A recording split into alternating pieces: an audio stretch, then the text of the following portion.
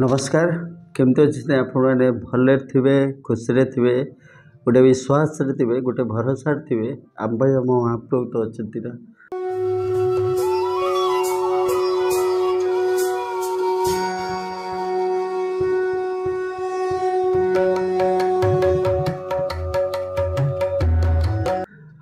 अनेक दिन हम आसी नी महाप्रभु को विचित्र लीला अपूर्व गाथा कहवाई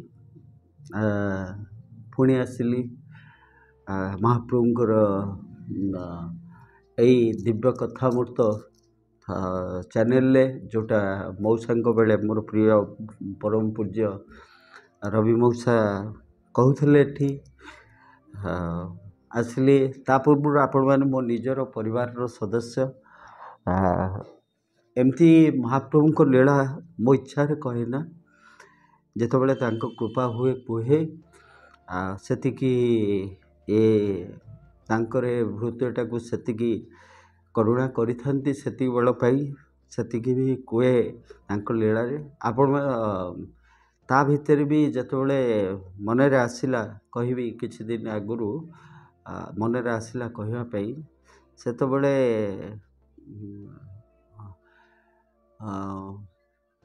जोठी भी कहूली सेठू गोटे लेखा पाइली समस्त पाखु से लेखा जादे सविशेष कहवाई चाहूनी किंतु आपण मानू नहीं तो महाप्रभुंर एडे बड़ परिवार तेणु आपण मान सहित आपण मोर परिवार सदस्य मो आपण मानकर आपण मैंने मोर तेणु मत तो कहवा पड़ो यही 15-20 दिन हम कहीं कहूनी आगुरी जोटा कहूनी से महाप्रभुंर इच्छा थिला महाप्रभुंर विचित्र लीला विषय कहवाई से महाप्रभुंर से भाव आसिले कहे एवं जो 15-20 दिन हम न कही जोटी कहूली से गोटे लेखा आसला जो लेखा मत ठीक लगलानी तादे थिला जे महाप्रभु लीला कहवा कहले 15 मिनट रू अधिका समय कहीं कहे ना तापरे अनेक किसी लेखा थिला बास मुझे 15 मिनट उपरे स्टिप करी कहूँ महाप्रभु लीला आउ महाप्रभु भावर कथा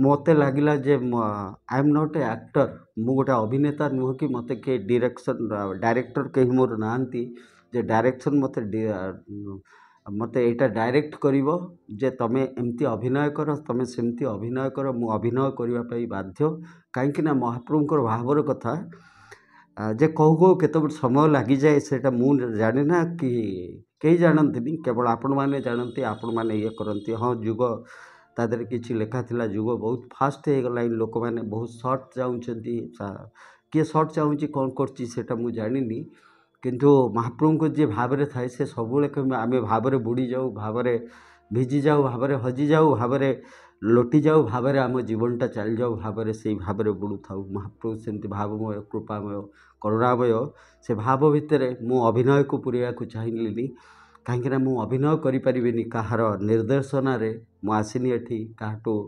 पेमेंट नहीं कहवाई आसनी कि मु पेमेंट नहीं कौटी कहे ना मोर जड़े निर्देशक हम मो भाव पर लगाम लगेब मत कह अभिनय करने आउ किए अभिनय करती महाप्रभु को महिमा को से निर्देशनामा को मानिक निर्देशकर आज्ञार इंगित किंतु मु तांको चाकर जनक आगे मुंड नुआई को मनीष आगे मुंड नुआईबी नहीं तेणु महाप्रभुंर जो बाक स्वाधीनता थाए बाक स्वाधीनता आधे ना केवल भावर कथा आज आपण मान को लेकिन जाऊँगी ये एमती भावर कथा आपण मैंने अनेक दिन पूर्वे बहुत 2-3 वर्ष पूर्वे शुणी थे मो बापा कथा शुणी थे महाप्रभु केमती कृपामय केमती मो बापांकर दाह संस्कार केमती निजे करते जो मो पाखे कहीं नथिले समते थिले किंतु कहीं नथिले सही मुहूर्त पाई जितेबाला मु स्थिर कली जे बापांकर शरीर को स्वर्गद्वार लेकिन जीवी किछि ए भिडियोटी किछि लंबा हो पारे मु जानी केते समय हब जो पिलाटी दिव्य बोली आसला रेकर्डिंग करने अच्छी ताको मु कहली दिव्य मु जानी केते समय हब महाप्रभु को भावर कथा ये भावर कथा ही सहीपरी प्रत्यक्ष प्रति मुहूर्त प्रति क्षण प्रति क्षण ही महाप्रभु अच्छा तेणु केते केते कौन ଯେ ଭାବ ଆ ଭିତରେ ଲୁଚି ରହିଛି ଆପଣମାନେ ନିଜେ ଅନୁଭବ କରିବେ। ମୁଁ କିଛି ଭିଡ଼ିଓ ବି ସେୟାର କରିବି ଆପଣମାନଙ୍କୁ ଅନୁରୋଧ, ଆପଣ ଭିଡ଼ିଓଟାକୁ ଜୀବନର ସେଇଟା ହିଁ ସତ୍ୟ। ଏ ଭିଡ଼ିଓରେ କିଛିଟା ଥାଇପାରେ ଆପଣଙ୍କ ହୃଦୟକୁ ଥରେ ଦେଇପାରେ, କାହିଁକିନା ସେ ଭିଡ଼ିଓ ନେବା ମୋ ପାଖକୁ ପଛରେ ଆସିଲା, ମୁଁ ତ କର୍ମରେ ଥିଲି, ପଛରେ ଆସିଲା। କିନ୍ତୁ ସେ ଭିଡ଼ିଓ ଭିତରେ ମୁଁ ମହାପ୍ରଭୁଙ୍କୁ ପ୍ରତି ମୁହୂର୍ତ୍ତରେ ପାଇଛି, ମହାପ୍ରଭୁଙ୍କୁ ପାଇଛି।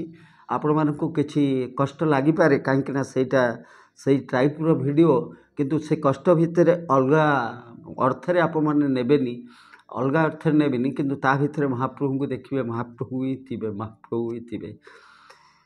ପ୍ରାୟ ବର୍ଷେ ଠାରୁ କମ୍ ସମୟ ହେବ ଫୋନ୍ଟି ଆସିଲା। ସେଠୁ ଟ୍ରେନ୍ରେ ଲୋକଟି ବସିଥିଲା, ମୋତେ ଫୋନ୍ କଲା, କହିଲା ଯାଉଛି ଭେଲୋର, ଟ୍ରିଟମେଣ୍ଟ ହେବା ପାଇଁ ଯାଉଛି, ବ୍ଲଡ଼ କ୍ୟାନ୍ସର ଟ୍ରିଟମେଣ୍ଟ ହେବାକୁ ଯାଉଛି। ବଡ଼ ଅବାଗିଆ ଲୋକଟା ସିଏ, ଆଉ ଠକଟା ବି, ଫରମ ଠକଟା, ମୋତେ ଠକି ଦେଇ ଚାଲିଗଲା। ଠକଟା ମୋତେ କହିଲା ଯାଉଛି, ଆଉ ଫେରିବି ତ? ବୋଲି କିଏ କହିଲା ଫେରିବେନି? ଆପଣ ଫେରିବେ, ସାଙ୍ଗ ହେଇ ଆସିବା, ସାଙ୍ଗ ହେଇ ମହାପ୍ରସାଦ ଖାଇବା, ଯଦି ହେଲା ବଡ଼ଦାଣ୍ଡକୁ ଯିବା। କାହା ସାଙ୍ଗରେ ନ ଗଲେ ବି ଦେଖିବି, ଚେଷ୍ଟା କରିବି, ଯଦି ମହାପ୍ରଭୁ ତୁମକୁ ଫେରେଇକିରି ଆଣିଲେ ତାହେଲେ ଆମେ ତାଙ୍କ ଆଗକୁ ବି ଯିବା, ଦୁଇ ଭାଇ ଯିବା। ଲୋକଟି ହସିଲା ଟିକେ, କହିଲା ଜୟ ଜଗନ୍ନାଥ, ଜୟ ଜଗନ୍ନାଥ। ହଁ ମୁଁ ଫେରିବି, ନିଶ୍ଚୟ ଫେରିବି।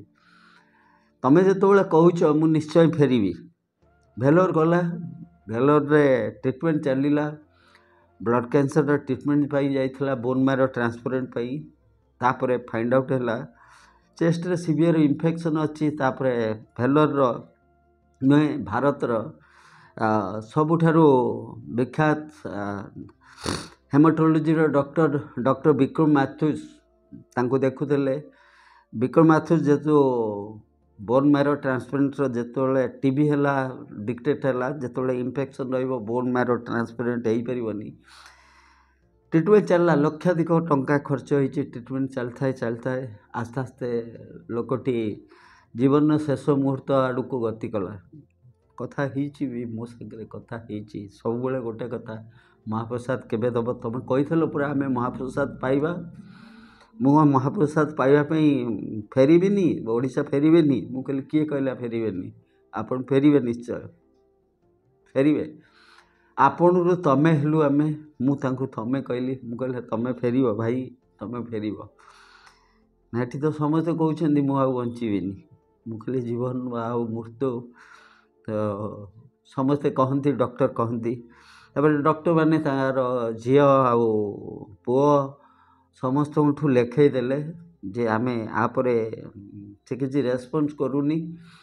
ତାକୁ ଆପରେ ଯେଉଁ ଟ୍ରିଟମେଣ୍ଟ ଚାଲିବ, ଯେଉଁଟା ଶ୍ୱାସ ପ୍ରକ୍ରିୟା ପାଇଁ ଯେଉଁ ମେସିନ୍ଟାରେ କରାଯାଏ, ତା ପାଇଁ ପୁରା ଅଚେତ କରି କରାଯିବ।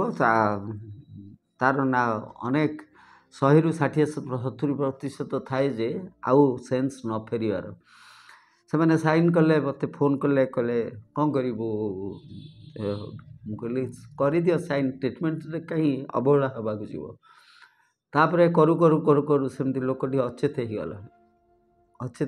ଖବର ଆସୁଥାଏ ଅଚେତ ହେଇଗଲା, ଆଉ ସେନ୍ସ ଆସୁନଥାଏ। ସବୁ ପାରାମିଟର ଖସି ଚାଲିଲା। ପ୍ଲେଟଲେଟ୍ ଏତେ କମିଗଲା, ଯାଇଥିଲା ବୋନ୍ ମ୍ୟାରୋ ଟ୍ରାନ୍ସପ୍ଲାଣ୍ଟ ପାଇଁ। ବୋନ୍ ମ୍ୟାରୋ ଟ୍ରାନ୍ସପ୍ଲାଣ୍ଟ କ'ଣ ହେବ, ଆଡ଼େ ଟିଭି ଫାଇଣ୍ଡ ଆଉଟ୍ ହେଲା, ଟିଭି ଚେଷ୍ଟ ଇନଫେକ୍ସନ୍ ହେଇକିରି ଆସ୍ତେ ଆସ୍ତେ ଲାଷ୍ଟ ଷ୍ଟେଜ୍କୁ ପଳାଇଲା। ତାପରେ ସେ ଡକ୍ଟର ବିକ୍ରମ ମାଥୁ କହିଲେ ପରିବାର ସଦସ୍ୟମାନଙ୍କୁ ଡାକିଦିଅ, ସମସ୍ତେ ସଦସ୍ୟମାନଙ୍କୁ ଡାକିଦିଅ, କାହିଁକିନା ଆଉ ଅଳ୍ପ ସମୟ ଇଏ ବଞ୍ଚିବେ। ପରିବାର ସଦସ୍ୟମାନେ ଯିଏ ଥିଲେ ବି ଦୌଡ଼ିକିରି ଗଲେ। ସେଠି ତ ତାଙ୍କର ଧର୍ମପତ୍ନୀ ଆଉ ପୁଅ ଝିଅ ସବୁବେଳେ ତାଙ୍କ ପାଖରେ ପଡ଼ିକି ରହୁଥିଲେ। ଝିଅ ଟି ବହୁତ କରିଛି ବାପାର, ଏମିତି କରିବା ବାପାର ମୁଁ ଯେତେବେଳେ ଦେଖେ, ଇଏ କରେ, ଶୁଣେ, ପ୍ରତି ମୁହୂର୍ତ୍ତରେ ଇଏ କରେ, ଗୋଟେ ଯନ୍ତ୍ରବତ୍ କରେ। ଆଉ ସବୁବେଳେ ବାପା ହେଇକିରି ତାର ବାବାକୁ ଏତେ ଭଲ ପାଏ बहुत रेयर मु देखी एमती बाबा को भल पाइबा बाबा करवा भाग्य थिले मिले आज्ञा समस्ते कहती किंतु से खंडिक चलीगले आसेना बाबा जो छात बापा जो मुंड भितर जो मुंड उपर हाथटी रहे अजणा हाथटी रहे कि घरे खाली बसिक रहिले भी पड़िक बिछड़ा रहिले भी बापा गोटे शब्द नुह बापा गोटे विश्वास पहाड़ चेतनार पुंज सी बापा आउ कौन कि बापा तो भाई मो महाप्रभु महाप्रभु सेमती चाक आखि देखीदे सबकि मिल जाए बापार सेमती हाड़ुआ मुँह टी देखीदे शुखिला हस टी देखिले कि पंजरा भितर मुँह गुंजीदे मत लगे स्वर्ग मिलगला मत शांति मिलगला से झीटी भी सेमती अनुभव करथला बापा तो अच्छी मोर बापा को बंचई रखी तो डॉक्टर विक्रम माथु कहले आउ किछि घंटार समय पर ये जिते रिलेटिव को डाकिले ये कले गले ये झीटी कांदू न थाए जमा कांदू न थाए झीटी कहला अंकल आउ कहते बाबा चली जाए आउ कि समय कुआड़े जी कहते मरीजे मु कहली देखा कौन हो तो बाबा तो कही क्षेत्र फेर मुझे तू क्षेत्र फेर ओडिशा फेर आउ महाप्रसाद खाइबू आम दीज सांग खाइबू एमती गला किंतु 24 घंटा भितर से गले ना एमती रहिले बहुत एमती 48 49 एमती घंटा रहिले तापर जेते रिलेटिव माने जाइथिले से माने फेरिले रहिले माँ पुओ झी आउर मौसी से रहिले अनेक दिन रहिले मौसी भी बहुत करी तार झीर बाबा झीर मौसी जी करवा न करवा से गोटे अपूर्व सुजोग से कहीं टाइम जोटा समय जोटा समय केबे फेरे ना आज्ञा आमे भाबू आमे काली करूँ परदिन जीवु मु कहूँ आमर जी अति आपणार लोक था जिते से मैंने कौन सी रोगाक्रांत हंती कि केतबेले विपद पड़ती आम भितर गोटे आसे ना आज बहुत काम अच्छे आम काली जीवु काली करदेबू कि परदिन जीवु परदिन करदेबू काली किए देखी ना परदिन किए देखी एवं मु कथा होची आउ किसी समय पर मोर कौन हम ना मु देखी केवल देखिपारे से चका आखि से जानी पूर्व को आग को कौन हम आउ कौन हवाक जाऊँगी से ही जानती सब कथा जानती अनेक 3-4 दिन गला फिर बाबा आखि फिटेला तार बाबा आखि फिटेला छोड़ खुशी आसिक मत कहला फोन कला अंकल बाबा आखि फिटेले बाबा आपन को खोजुचंदी देखनी ता बाबा को जीवन में केवे देखनी बास प्रथम थर कथा होती ट्रेन रे बती आपणार लगी मोर बापा गला परे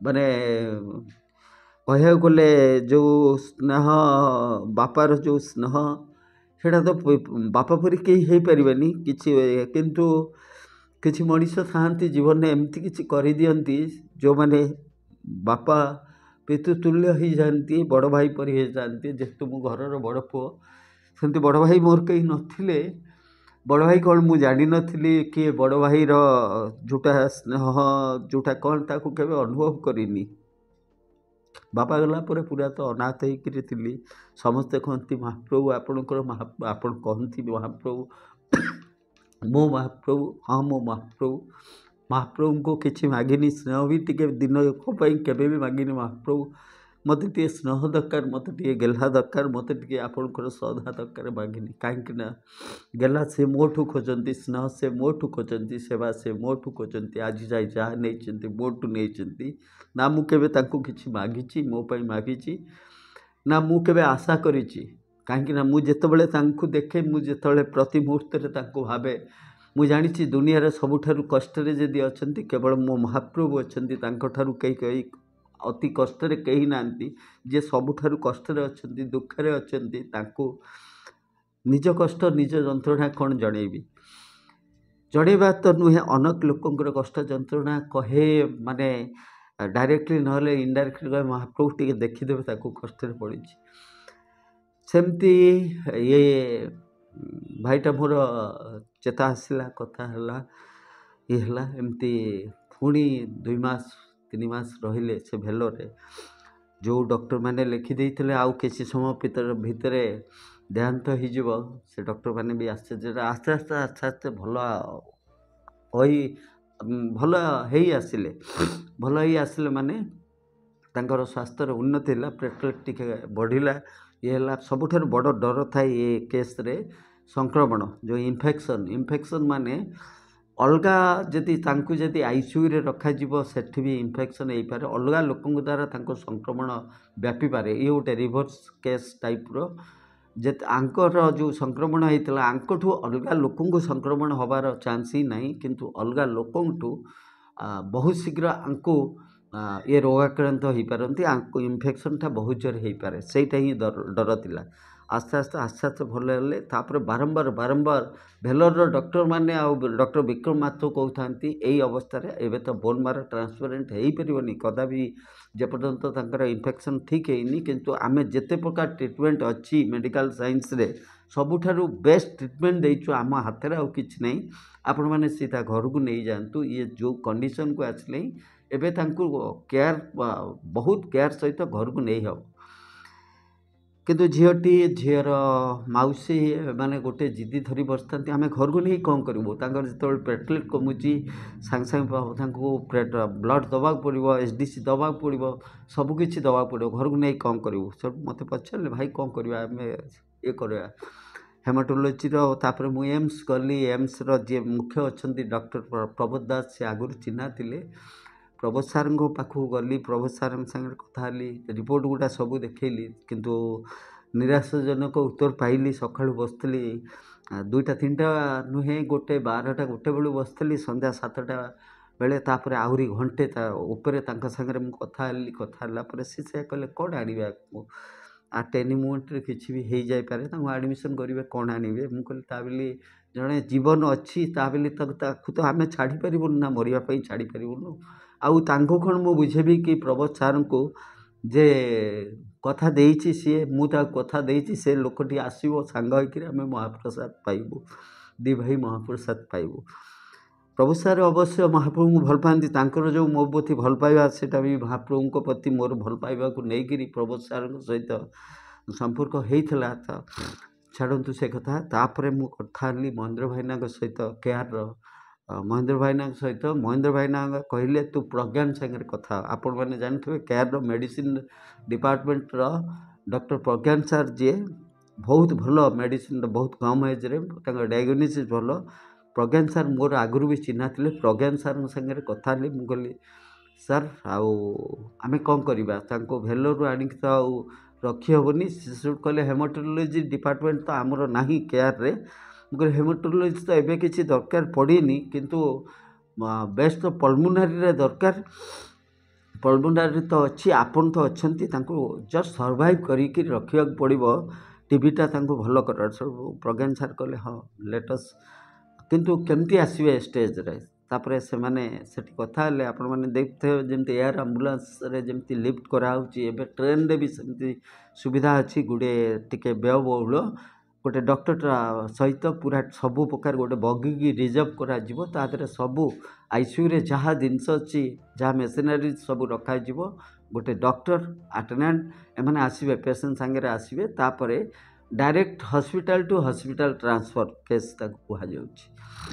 ଆସିଲେ। ତାପରେ ରାତି 12ଟା, ସେଦିନ ଯୋଗୁଁ ଟ୍ରେନ୍ ବହୁତ ଲେଟ୍ ଥିଲା, ରାତି 12ଟା ଭିତରେ ଆସି ପହଞ୍ଚିଲେ। ସେ ଯେଉଁ ରେଡ୍ ଆମ୍ବୁଲାନ୍ସରେ ଆସି ପହଞ୍ଚିଲେ। ମୁଁ କେୟାରର ଏମର୍ଜେନ୍ସିରେ ଠିଆ ହେଇଥାଏ, 12ଟା କେତେ ପାଖାପାଖି ହେବ ଠିଆ ହେଇଥାଏ। ଯେତେବେଳେ ଆମ୍ବୁଲାନ୍ସ ଆସି ପହଞ୍ଚିଲା, ଷ୍ଟ୍ରେଚରଟା ତଳକୁ ଓହ୍ଲା ହେଉଛି, ଆଗରୁ ଦେଖିନଥିବା ଲୋକଟି ସେ ଷ୍ଟ୍ରେଚରରେ ଯିଏ ଶୋଇଥିଲା ଏମିତି ହାତ ଦୁଇଟାକୁ ଖାଡ଼ି ମୋ ଆଡ଼କୁ ଦେଖେଇକିରି ଉକୁସି ଆସିଲା। ଯିଏ ଶୋଇଥିଲା ଉକୁସି ଆସିଲା। ସେ ମୁହୂର୍ତ୍ତ ମୋ ଜୀବନର ଶେଷ ମୁହୂର୍ତ୍ତ ଥିଲା, ଶ୍ରେଷ୍ଠ ମୁହୂର୍ତ୍ତ ଥିଲା। ମାନେ ଗୋଟେ ବଡ଼ ଭାଇ ସାନ ଭାଇକି ଏମିତି ହାତ ଧରି କୋଳେଇବାକୁ ଡାକିଛି, ଷ୍ଟ୍ରେଚରରେ ଶୋଇଛି, ବନ୍ଧା ହେଇଛି। କେତେ ଦିନର ଆଉ ତା'ର ଜୀବନ, ତା'ର ଯେଉଁ ବିକଳ ପଡ଼ ଥିଲା ମୋତେ କୁଣ୍ଡେଇବା ପାଇଁ, ମୁଁ ସେଠୁ ତା ହାତକୁ ମାଡ଼ି ବସିଲି। ମୋ ପାଖରେ କିଛି ମହାପ୍ରଭୁଙ୍କର ନାଭି ଚନ୍ଦନ ଥିଲା, ତା ପାଟିକି ଦେଲି। ଭାଇ ବୋଲି ପ୍ରଥମେ ସେଇଠି ଡାକିଲି। ମୁଁ କହିଲି ଭାଇ। ସେଠୁ ସେ ଏତେ ଅମାନିଆ ହେଲା, ଯେମିତି ବାଛୁରୀ ମାନେ ବନ୍ଧା ହେଇଥିବେ, ମା ଆସିଲା ପରେ ଯେମିତି ଦୌଡ଼ି ଆସନ୍ତି ବାଡ଼େଇ ବୁଡ଼େଇ ହେଇଯାଆନ୍ତି, ଯେତେବେଳେ ଷ୍ଟ୍ରେଚର୍ରେ ତାକୁ ଉଠେଇକି ହ୍ୱିଲ୍ ଚେୟାର ସେ ଖାଲି ଉଣ୍ଡାଇ ପକାଇ ମୋତେ କୁଣ୍ଡେଇ ପକାଉଥାଏ। ମୁଁ କ'ଣ ଜାଣିଥିଲି ଯେ ଏମିତି ଆଗକୁ କିଛି ଅଛି, ଲୋକଟା ଏତେ ସ୍ନେହ ଦେଉଛି, ଲୋକଟା ଏତେ ଶ୍ରଦ୍ଧା ଦେଉଛି, କେତେ ଆପଣାର ପଡ଼ ଦେଉଛି, ବିନା ଛଳନା ବିନା ଆପଣାର ପଡ଼ ଦେଉଛି। ଲୋକଟା ଆଗକୁ ଏମିତି ହେବାକୁ ଯାଉଛି। ମୁଁ ବି ସେଇ ଗୋଟେ ଆପଣାର ପଡ଼କୁ ଝୁଣେ, ଯେଉଁଠି ନିଃସ୍ୱାର୍ଥପର ଆପଣାର ପଡ଼ ଥାଏ। ମୁଁ ବି ସେମିତି ଅଧୀର ହେଇକି ମୁଁ ଦୌଡ଼ିଗଲି, ଆଇସିୟୁ ଭିତରୁ ଦୌଡ଼ିଗଲି, ଯାହା କଥାବାର୍ତ୍ତା ହେବା କଥା, କେମିତି ଶୀଘ୍ର ତାଙ୍କୁ ଆଡ଼ମିଟ୍ କରାଯିବ, ଆଗରୁ ସବୁ ରେଡ଼ି ହେଇକି ରଖା ହେଇଥିଲା। ମୁଁ ଆସି କରିକି ଥିଲି, ସେଠୁ ଡକ୍ଟର ସାଙ୍ଗରେ କଥା ହେଲି। ଯେ ରାତି 12ଟା କେତେ ହେଇଥିଲା, ଯେ ପ୍ରଜ୍ଞାନ ସାର୍ଙ୍କୁ ବି କହିଲି, ତାପରେ ମହେନ୍ଦ୍ର ଭାଇନାଙ୍କୁ କହିଲି, ସାଙ୍ଗେ ସାଙ୍ଗେ ଯାହା ହେଇଥିଲା ସେଠି ଟ୍ରିଟମେଣ୍ଟ ଚାଲିଲା। ଟ୍ରିଟମେଣ୍ଟ ଚାଲିଲା ପରେ ଯେତେବେଳେ ସେଠି ଟେଷ୍ଟ ହେଲା, ବ୍ଲଡ଼ର ଟେଷ୍ଟ ହେଲା, ସେତେବେଳେ ମାନେ ଆକସ୍ମିକ ଭାବେ ପ୍ଲେଟଲେଟ୍ ଯେଉଁଟା 30,000 40,000 ରହୁଥିଲା, 142,43 ସେମିତି, WBC ବି ସେମିତି। ସମସ୍ତେ ଖୁସି ହେଇଗଲେ ଯେ ଯାଇ ଲୋକଟା ବଞ୍ଚିଯିବ, ଲୋକଟା ଭଲ ହେଇଯାଉଛି। ସବୁଠାରୁ ବେଶୀ ଖୁସି ତ ତାଙ୍କର ଝିଅ ଥିଲା, ଯେ ବାପା ମୋର ବଞ୍ଚିଗଲା, ବାବା ମୋର ଭଲ ହେଇଗଲେ। ତାପରେ ଅନେକ ଦିନ ଟ୍ରିଟମେଣ୍ଟ ହେଲା ପରେ 4-5 ଦିନ ବ୍ଲଡ଼ ଦିଆହେଲା, ଇଏ ହେଲା। ତାପରେ ପ୍ରଜ୍ଞାନ ସାର୍ କହିଲେ, ଦେଖ ତାଙ୍କୁ ଶ୍ରୀକାନ୍ତବାବୁ ଆଇସିୟୁରୁ ବାହାର କରି ଆମେ ବେଡ଼୍ରେ ରଖିଛୁ, କାହିଁକିନା ହସ୍ପିଟାଲ ଇଏରୁ ନେଇଯାଆନ୍ତୁ ତାଙ୍କୁ, କାହିଁକିନା ଇନଫେକ୍ସନ୍ଟା ଡର ତାଙ୍କ ପାଇଁ। ଆଉ ଆପଣ, ଆମେ କହିଲୁ ତାଙ୍କୁ ନେଇକରି କେମିତି ଯିବୁ, ଯେହେତୁ ସେ ରାଉରକେଲା ରହନ୍ତି, ଆଇଜିଏଚ୍ରେ ସେମିତି କିଛି ସୁବିଧା ନାହିଁ, ଫ୍ୟାସିଲିଟିସ୍। ହସ୍ପିଟାଲ ସବୁ ପ୍ରକାର ମେସିନ୍ ଅଛି, କିନ୍ତୁ ଡକ୍ଟର ସେଠି ଏତେ ଏକ୍ସପର୍ଟାଇଜ୍ ନାହାନ୍ତି। ତାପରେ ସେଇ କେୟାର ପାଖରେ ଗୋଟେ ଘର ନିଆହେଲା, କେୟାର ପାଖରେ ଗୋଟେ ଘର ଭଡ଼ା ନିଆହେଲା। ଚନ୍ଦନ ବୋଲି ଆପଣ ଦେଖିଥିବେ, ମୁଁ କହିଥିଲି ଗୋଟେ ଭିଡ଼ିଓରେ, ଯିଏ ମହାପ୍ରଭୁଙ୍କର ପଦ୍ମ ସେବା କରୁଛି, ଏତେ ଭଲ ପିଲାଟା, ସିଏ ଆଗତୁରା ଘର କରିଦେଇଥିଲା। ତାପରେ ଭାଇ ଗଲେ, ସେ ଘରକୁ ଗଲେ। ଯେବେ ଗଲେ, ଚନ୍ଦନ ସବୁ ଆରେଞ୍ଜ କରିଦେଇଥିଲା, ତାଙ୍କର ଗ୍ୟାସ୍ ଚୁଲାଠୁ ରୋଷେଇ କରିବା ପାଇଁ ଗ୍ୟାସ୍ ଚୁଲା, ଇଭିନିଂ ବି ହ୍ୱିଲ୍ ଚେୟାର ଆଣିକି ଚନ୍ଦନ ଘରକୁ ଦେଇଯାଇଥିଲା। ଦିନେ କ'ଣ ହେଇଛି, ହଠାତ୍ କିନି ତା ମନରେ ଥାଏ, ସେବେଠୁ ଥାଏ ମୋ ମନରେ, ମୁଁ ଏମିତି ମାନେ ଅଫିସର ପ୍ରବଳ କାମ ଥାଏ। ତାପରେ ଆପଣମାନେ ଜାଣିଥିବେ ମହାପ୍ରଭୁଙ୍କର ରଥଯାତ୍ରା ବି ମଝିରେ ଥିଲା। ରଥଯାତ୍ରା ବେଳେ କିଛି ସେବା ଥିଲା, ଆସନ୍ତା ଭିଡ଼ିଓରେ କହିବି କି ବିଚିତ୍ର ଲୀଳା ମହାପ୍ରଭୁ କରିଥିଲେ ରଥ ସୁନାବେଶ ଦିନ, କହିବି ସେ ବିଷୟରେ। ସେମିତି ଥିଲା। ତାପରେ ମୁଁ ମହାପ୍ରଭୁଙ୍କର ଦିନେ ରାତିରେ ମହାପ୍ରଭୁଙ୍କ ମହାପ୍ରସାଦ ଆସି ପହଞ୍ଚିଲେ।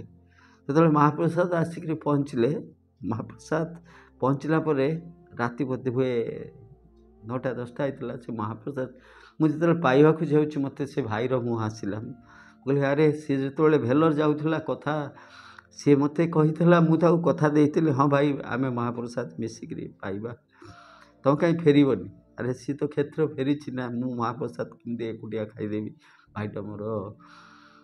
ତାପରେ ଗଲି ଯେଉଁଠି ଘର ଭଡ଼ା ନେଇଥିଲେ, ମୁଁ ତାଙ୍କୁ ସେଠି କରାହେଇଥିଲା। ପ୍ରଥମ ଥର ପାଇଁ ସେଠିକି ଗଲି, ମହାପ୍ରସାଦ ଭାଇକି ଖୁଆଇଲି। ଭାଇର ଆଖିରେ ଲୁହ ଥିଲା, ମୁଁ ତ ପଥରଟାଏ, ମୋର ସେତେବେଳେ କିଛି ଲୁହ ନଥାଏ। ଯେତେବେଳେ କର୍ତ୍ତବ୍ୟ କରୁଥାଏ, ସେତେବେଳେ କିଛି ନଥାଏ। ମୋର ଭିତରେ ଯାହା ଥାଏ ସବୁଯାକ ଚାପିକିରି ରଖିଦେବାକୁ ପଡ଼େ, କାହିଁକିନା କର୍ତ୍ତବ୍ୟ ଆଗ, ଭାବାବେଗକୁ ଅନେକ ସମୟରେ ଚାପିକିରି ରଖିବାକୁ ପଡ଼େ, କେବଳ ଆଙ୍କରି ମୁହଁକୁ ଚାହିଁକିରି ରଖିବାକୁ ପଡ଼େ। ଆନନ୍ଦରେ ଖାଇଥିଲା, ଆଉ କହିଥିଲା ବି ତାକୁ, ସବୁ ମହାପ୍ରସାଦ ସିଏ ଆଣିଛି, ମୋ ପାଇଁ ଆଣିଛି। ତମେ ସମସ୍ତେ, ପିଲାମାନଙ୍କଠୁ ଆରମ୍ଭ କରି ସମସ୍ତଙ୍କୁ କହିଥିଲା, ତମେ ସମସ୍ତେ ସବୁ ଖାଇବନି, ମୋ ପାଇଁ ରଖିବ, ତାକୁ ପକାଳି ଦେବ, ମୁଁ ତାକୁ ଖାଇବି। ସିଏ ଆଣିଛି, ମୋ ପାଇଁ ଆଣିଛି। ପ୍ରତିଦିନ ମୋ ପାଖକୁ ମୋବାଇଲରେ ମେସେଜ ଦେବ, ଜୟ ମହାପ୍ରଭୁ, ଆଉ ସବୁବେଳେ ଫୋନ୍ କରିବ। ମାନେ ଯଦି ସେ ଯେଉଁ ପ୍ରତିମା, ମୋର ସାନ ଭଉଣୀ ହେବ, ତାର ଧର୍ମପତ୍ନୀ, ତା ଯଦି କହିବ, ଆରେ ସେ ଅଫିସରେ ଥିବେ, ତାଙ୍କ ନା ତୁ ପାଟିଛୁ, ତମେ ସାଡ଼କୁ ରୁହ, ଫୋନ୍ କରିବ, କିଛି ନାହିଁ। ମୋତେ ଗୋଟେ କଥା କହିବ, ତମେ ଠିକ୍ ଟାଇମ୍ରେ ଖାଅ ନା, ଠିକ୍ ଟାଇମ୍ରେ ଖାଇବ, ଠିକ୍ ଟାଇମ୍ରେ ଶୋଉନା, ଠିକ୍ ଟାଇମ୍ରେ ଶୋଇବ। ଆଉ ଠିକ୍ସେ ନ ଖାଇଲେ ଦେହ ଖରାପ ହେଇଯିବ, ଠିକ୍ସେ ନ ଶୋଇଲେ ଦେହକୁ ବିଶ୍ରାମ ଦରକାର। ଏତେ ରାତିରେ ଫେରୁଛ, ଇଏ କରୁଛ, ଦେହ ଖରାପ ହେଇଯିବ। ବୋଧହୁଏ ସେତିକି ମୋ ବାପା ହିଁ କହୁଥିଲେ ମୋତେ। ବାପା କହନ୍ତି ତୁ ଖାଇଲୁନି କ'ଣ ଛାଡ଼ି ଦେଇ ପଳେଇଲୁ, ଆଉ କାହିଁ ଶୁଣୁନୁ ଏତେ ରାତିରେ ଆଡ଼େ ସାଡ଼େ ଯାଉଛୁ, କିଏ କରୁଛୁ, ସେ ହସ୍ପିଟାଲ ଯା, ଏଠିକି ଯା, ସେଠିକି ଯା, ଲୋକ କାମରେ ଯାଉଛୁ, ନିଜକୁ ଦେଖ, ଇଏ ଦେଖ। ତାପରେ ତ କାହାର ପରିବାରରେ କାହାର ଭୁଲ ନାହିଁ, ସବୁ ଭୁଲ ଆଜ୍ଞା ମୋର। ମୁଁ ଗୋଟେ ମୋ ଅନୁଯାୟୀ ଜୀବନକୁ ବଞ୍ଚେ, ମୋତେ ଭଲ ଲାଗେ ଲୋକଙ୍କ ପାଇଁ କରିବାଟା, ଭଲ ଲାଗେ ମୋ ମହାପ୍ରଭୁଙ୍କ ପାଇଁ ସେବାଟା ଭଲ ଲାଗେ, ନହେଲେ ବଞ୍ଚିପାରିବିନି ଆଜ୍ଞା। ତେଣୁ ସେଇ ଭାଇଟି ହିଁ ମୋତେ କହୁଥିଲା ଠିକ୍ ଟାଇମ୍ରେ ଖାଇବ, ଠିକ୍ ଟାଇମ୍ରେ ଶୋଇବ, ମୋତେ ବୁଝାଉଥିଲା। ଏମିତି କିଛି ଦିନ ଯାଇଛି। ଆଉ ଥରେ ବି ମହାପ୍ରସାଦ ପାଟଯୋଶୀ ଆଜ୍ଞାଙ୍କର, ଆପଣ ଜାଣିଥିବେ ସତୀଶା ନିଯୋଗର ମୁଖ୍ୟ ଯିଏ ଜନାର୍ଦ୍ଦନ ପାଟଯୋଶୀ ମହାପାତ୍ର, ପାଟଯୋଶୀ ଆଜ୍ଞାଙ୍କର ଆଉ ଗୋଟେ ଏପିସୋଡ଼ରେ ଆପଣମାନଙ୍କୁ କହିବି। ତାଙ୍କ ମାଆଙ୍କର କର୍ମ ଥିଲା ରଥଯାତ୍ରା ପରେ ପରେ ମୁଁ ଯାଇଥିଲି ସେଠି। ମହାପ୍ରସାଦ ଆସିଲା ବେଳେ ମୋତେ ମହାପ୍ରସାଦ ଦେଇଥିଲେ। ମହାପ୍ରସାଦ ରାତି 2ଟା ବେଳେ ଆସି ଫୋନ୍ କଲି, ତାଙ୍କ ପୁଅ ଆସିକିରି ତଳକୁ ନେଇକିରି ଯାଇଥିଲା, ମହାପ୍ରସାଦ ଆସିକି ନେଇକି ଯାଇଥିଲା। ଭାଇ ତାପରେ ଶୁଣିଛି ଯେ ଭାଇ ରାତିରେ ଉଠିକିରି ମହାପ୍ରସାଦ ଖାଇଲା, ଆଉ କହିଲା ରଖିଦେବ ମୋ ପାଇଁ, ପଖାଳିକି ରଖିଦେବ, ମୁଁ 2-3 ଦିନ ଖାଇବି। ତାପରେ ଶୁଣ ଗଲି, ସେଦିନ ମୋତେ କହିଲା ଆଚ୍ଛା ମୋତେ ଟିକେ କ'ଣ ନେବନି କି ତାଙ୍କ ଦର୍ଶନ କରିବା ପାଇଁ? କହିଲି ସିଏ ଚାହିଁଲେ ତମେ ଆଗେ ଭଲ ହେଇଯାଅ। ନା ଭଲ ତ ସବୁଆଡ଼ୁ ହେଇଗଲେ। ସେଠୁ ବସିଲା, ଯେତେବେଳେ ଉଠିକିରି ବସିଲା ଫେର ହାତଟାକୁ ଏମିତି ଗଲା। ଜୀବନରେ ପୁଣି ମାନେ ତାକୁ ମୁଁ କୁଣ୍ଢେଇ ପକାଇଲି। ମୋତେ ତା କାନ୍ଧ ଉପରେ ମୁଣ୍ଡ ଥିଲା। ମୋତେ ଲାଗିଲା ଯେମିତି ମୋର ଅତି ଆପଣାର ବାପାଙ୍କ ପରେ ଜଣେ ଆପଣାର ମୋତେ ହିଁ ଖୋଜୁଛି, ମୋର ଭଲ ହିଁ ଚାହୁଁଛି, ମୁଁ ସ୍ନେହ ଦେଉଛି, ଶ୍ରଦ୍ଧା ଦେଉଛି।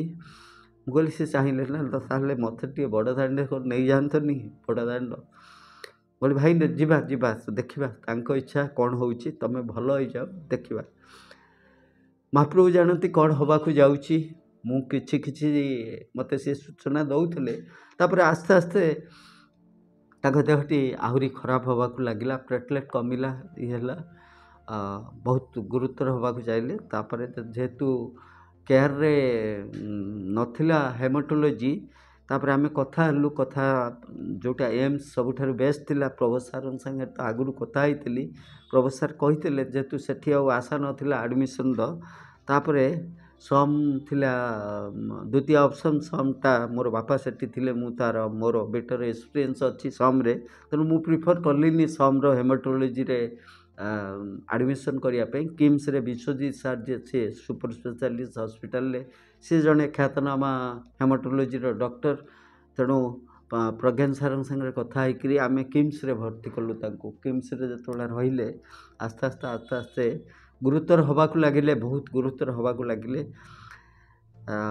କିମ୍ସରେ ଥିଲାବେଳେ ମୁଁ 2 ଥର ଯାଇଛି।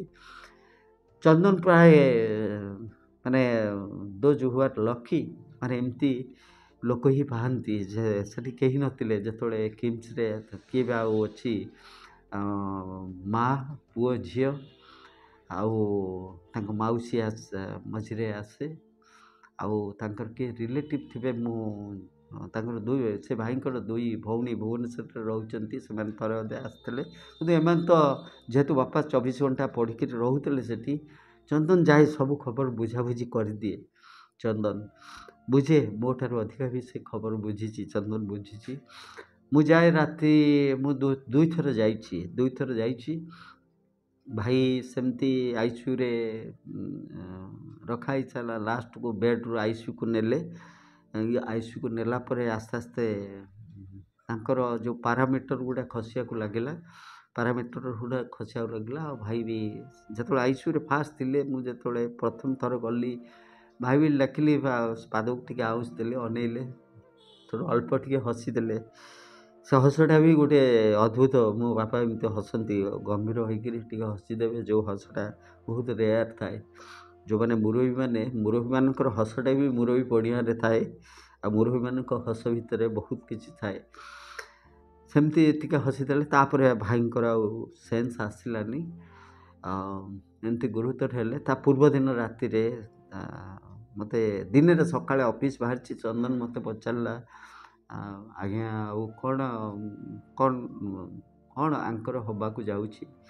ମୁଁ ତାକୁ ଗୋଟେ ଅପ୍ରିୟ ସତ କଥା କହିଲି। ମୁଁ କହିଲି କହିବୁନି, କାହା ଆଗରେ କହିବୁନି। ତାପରେ ସେଠୁ ତା ପୂର୍ବ ଦିନ ଯେଉଁଦିନ ସକାଳର ସେଦିନ ରାତିରେ ଆମର ପ୍ରୋଗ୍ରାମ୍ ଥିଲା ବଡ଼ପଣ୍ଡା ଆଜ୍ଞାଙ୍କର ଆଉ ମୋର ଡୁମଡୁମାରେ ଜଗନ୍ନାଥ ଚେତନା ମଞ୍ଚ ଜାଗରଣ ମଞ୍ଚରେ ସେଠି ମହାପ୍ରଭୁଙ୍କ କଥାମୃତ କହିବାର ଥିଲା।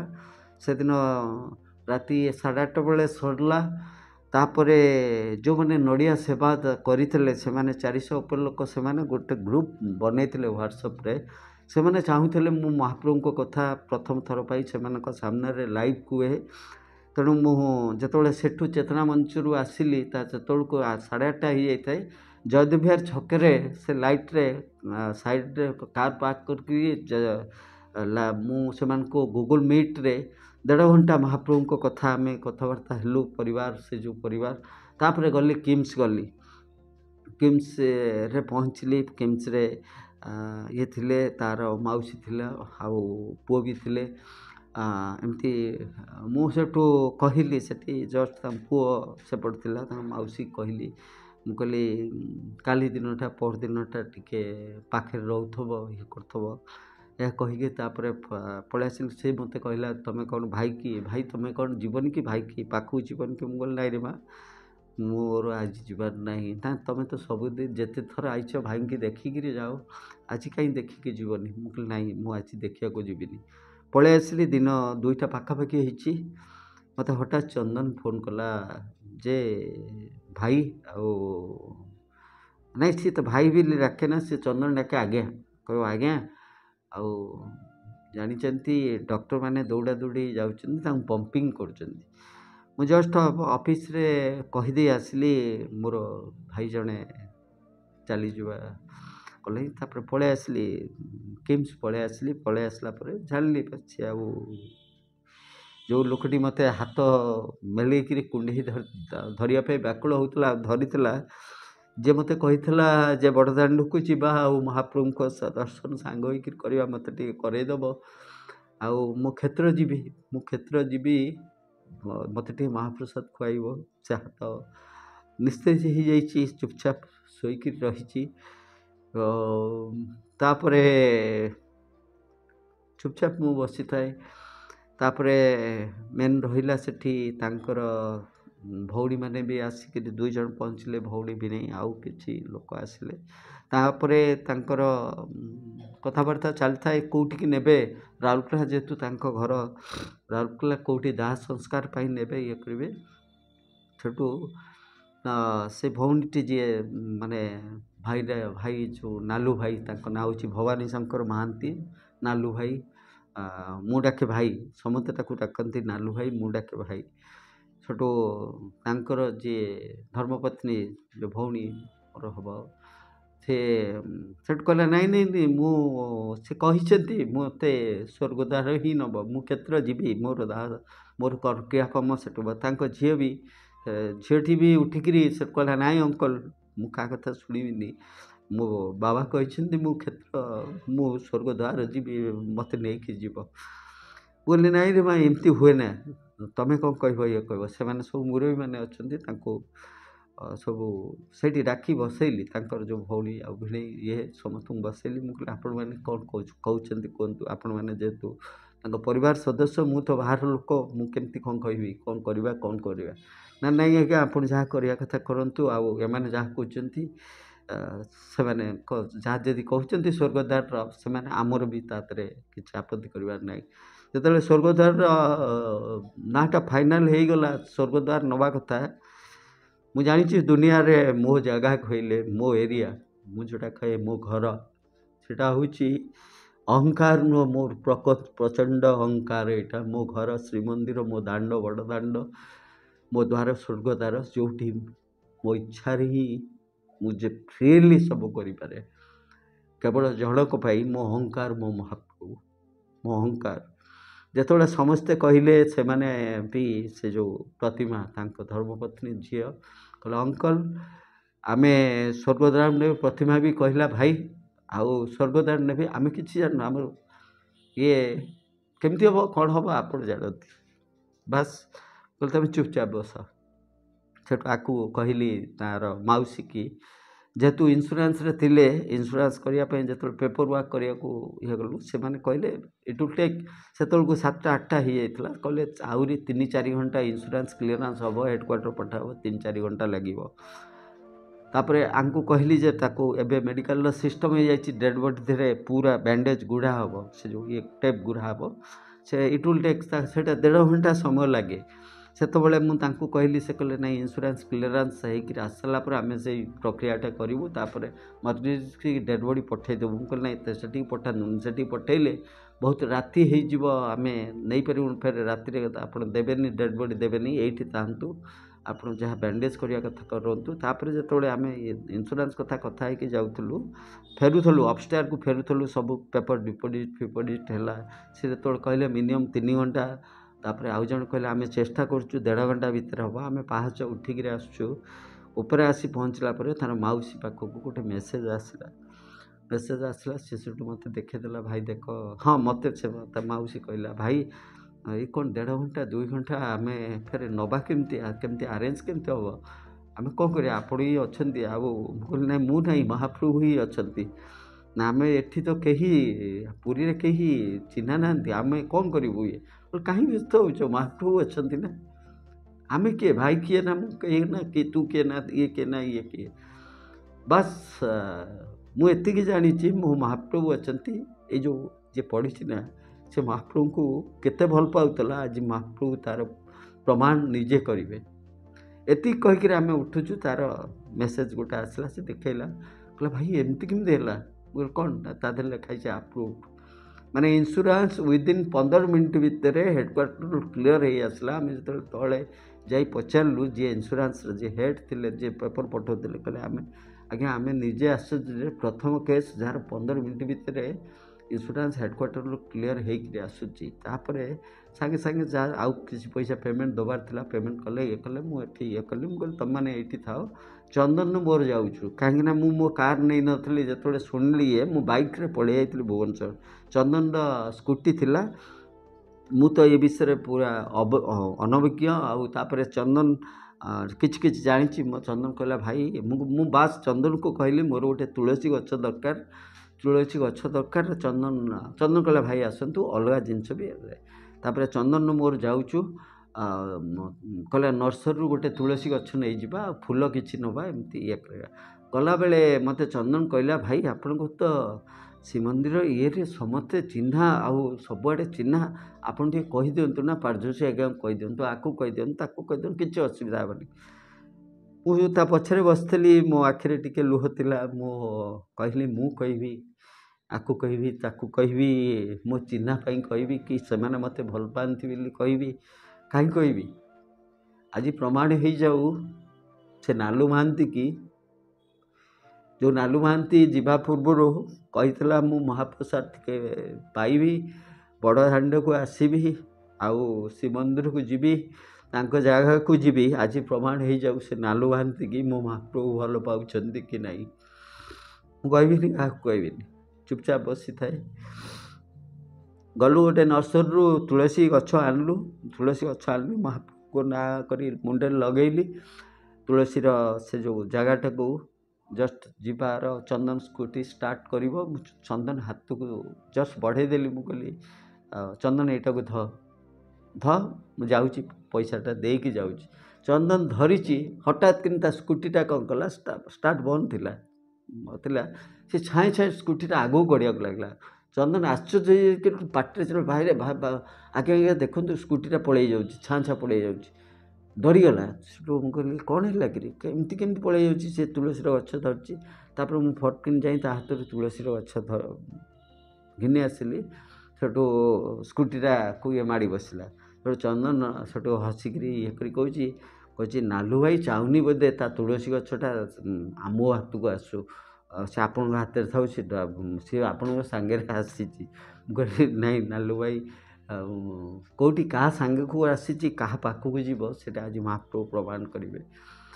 ଅନ୍ତରରେ ସେଉଠୁ କହିଲେ ମହାପ୍ରଭୁ ଆପଣ ତ ଅଛନ୍ତି ନା, ମୁଁ ସିନା ଏକା ବାପାଙ୍କୁ ନେଲା ବେଳେ ଏକା ଥିଲି, ଆଜି ନାଲୁ ଭାଇକି ନେବି, ଭାଇକି ନେବି, ଆପଣ ଅଛନ୍ତି ନା ମୋ ପାଖରେ, ଆପଣ ଯଦି ଥିବେ ମୋର ଆଉ କେହି ଥିବା ନଥିବା କିଛି ଫରକ ପଡ଼ୁନି ମୋତେ, ଆପଣ ଆଜି ରହିବେ, ନାଲୁ ଭାଇ ପାଇଁ ରହିବେ, ନାଲୁ ଭାଇ ଯଦି ପ୍ରକୃତରେ ଆପଣଙ୍କୁ ଭଲ ପାଉଥାଏ ଆପଣ ରହିବେ ତା ପାଇଁ। ହଠାତ୍ କିନି ଫୋନ୍ ଆସିଲା ପାରଜୋଶୀ ଆଜ୍ଞାଙ୍କର, ଆଜ୍ଞା ଆପଣ କେଉଁଠି? ମୁଁ କହିଲି ଆଜ୍ଞା ଟିକେ ବାହାରେ ଅଛି। ମୁଁ କହିଲି ଆପଣଙ୍କୁ ମନା କରିଥିଲି ପରା, ଆପଣ କୁଆଡ଼େ ଯାଉଛନ୍ତି, ଗାଡ଼ି ଶବ୍ଦ ଶୁଭୁଛି, ଏବେ ଆପଣଙ୍କୁ ଆଡ଼ମିଟ୍ ହେଇଥିଲେ, ଆପଣ ଭଲ, ତାଙ୍କର କ'ଣ ହେଇଥିଲା ମୁଁ କହିବି ଗୋଟେ ଆର ଏପିସୋଡ଼ରେ କହିବି ପାରଜୋଶୀ, ଆପଣ କାହିଁ ଫେର ଗାଡ଼ିରେ ଯାଉଛନ୍ତି? ନା ନାଇଁ ଆଜ୍ଞା ଠିକ୍ ହେଇଗଲା, ଇଏ ହେଲା। କହିଲେ ଆପଣ କେଉଁଠି ଅଛି, ଆପଣଙ୍କ ଗାଡ଼ି? ମୁଁ କହିଲି ଏମିତି ମୋର ଜଣେ ଭାଇ ଏକ୍ସପାର୍ଟ କରିଗଲେ, ଆଉ ନା କେଉଁଠି ନେବେ? ମୁଁ କହିଲି ସ୍ୱର୍ଗଦ୍ୱାର ନେଉଛି। ନା ସ୍ୱର୍ଗଦ୍ୱାର ନେଉଛନ୍ତି, ଆପଣ ମୋତେ କାହିଁ କହିନାହାନ୍ତି? ମୁଁ କହିଲି ନାଇଁ କହିନଥିଲି। ଆଉ ସେଠୁ କହିଲେ ଆପଣ କେତେବେଳେ ପହଞ୍ଚିବେ ଇଏ? ମୁଁ କହିଲି ଏଠିକି ତ କିଛି ପ୍ରାୟ କର୍ମ ସରିନି, ଯାହା ମେଡ଼ିକାଲ କାମ ଇଏକା, ଆପଣ ଟିକେ ଜଣେଇବେ କେତେବେଳେ ଆସିକି ପହଞ୍ଚିବେ ଇଏ କରିବେ। ମୁଁ କହିଲି ଆଜ୍ଞା ଜଣେଇବି।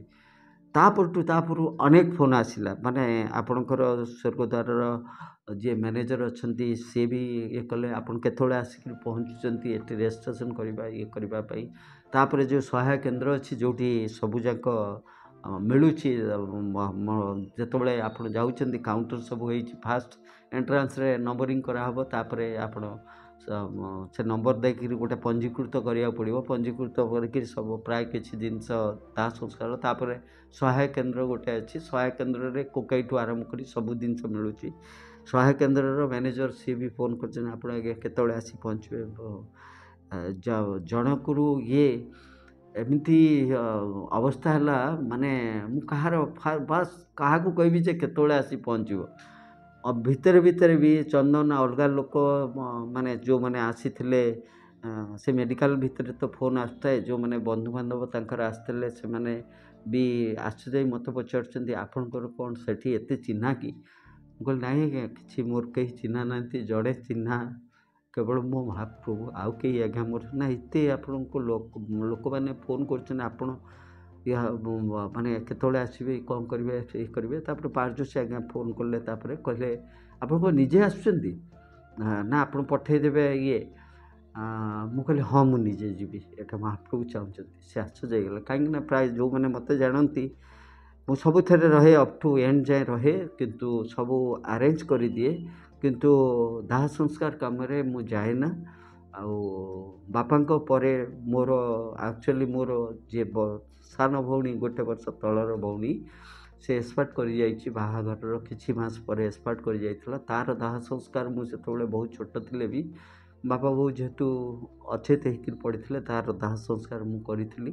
ତାପରେ ବାପାଙ୍କର ଦାହ ସଂସ୍କାର କରିଥିଲି। ତାପରେ ମୁଁ ବି ଗୋଟେ ଲକ୍ଷ୍ମଣ ରେଖା ଭିତରେ ମହାପ୍ରଭୁ ମୋତେ ରଖିଛନ୍ତି, ମୁଁ ସବୁ କରେ, କିନ୍ତୁ ଦାହ ସଂସ୍କାର ଇଏରେ ଯାଏ, ଯଦିଓ ବହୁତ ଦୂରରେ ରହେ, ଜେନେରାଲ ଯାଏ ନା, ଆଭଏଡ଼୍ କରେ। ଆଉ କୋକେଇ ଧରିକିରି ଯିବାଟା ବହୁତ ଇଏ, କିନ୍ତୁ ଯାହାର ନିର୍ଦ୍ଦେଶ ଥିଲା ତାକୁ ତ ବାସ୍ ତାଙ୍କରି ନିର୍ଦ୍ଦେଶ ପାଇଁ ତ ମୁଁ ବଞ୍ଚିଛି, ତାଙ୍କରି ସେବା ପାଇଁ ତ ମୁଁ ରହିଛି। ପାରଜୋଶୀ ଆଜ୍ଞା ଯେତେବେଳେ ପଚାରିଲେ ଆପଣ କ'ଣ ନିଜେ ଆସୁଛନ୍ତି, ମୁଁ କହିଲି ହଁ ମୁଁ ନିଜେ ଯାଉଛି। କହିଲେ ହଉ ହଉ ହଉ ହଉ ଆପଣ ତ ଆସନ୍ତିନି, ସେଇ ପାଇଁ ପଚାରିଲି।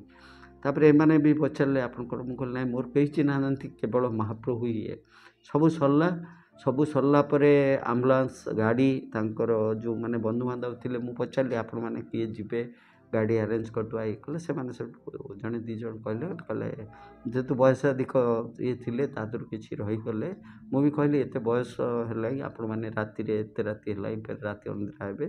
ତାପରେ ଆଉ ଯେଉଁ ଜଣେ ଦୁଇ ଜଣ ଥିଲେ କହିଲେ ନାଇଁ ଆଜ୍ଞା ଆମର ଗାଡ଼ି ଅଛି, ଆମେ ପଳେଇବୁ। ତେଣୁ ଦୁଇଟି ଗାଡ଼ି କରାହେଲା, ଗୋଟେ ଆମ୍ବୁଲାନ୍ସ ଯେଉଁଥିରେ ଭାଇଙ୍କର ଇଏ ଯିବେ, ଆଉ ଗୋଟେ ଗାଡ଼ିରେ ତାଙ୍କ ଝିଅ ପୁଅ, ପୁଅ ତ ଆମ୍ବୁଲାନ୍ସରେ ରହିବ, ତ ତାଙ୍କର ଧର୍ମପତ୍ନୀ ଆଉ ଝିଅ ଆଉ ମାଉସୀ ଯିବେ।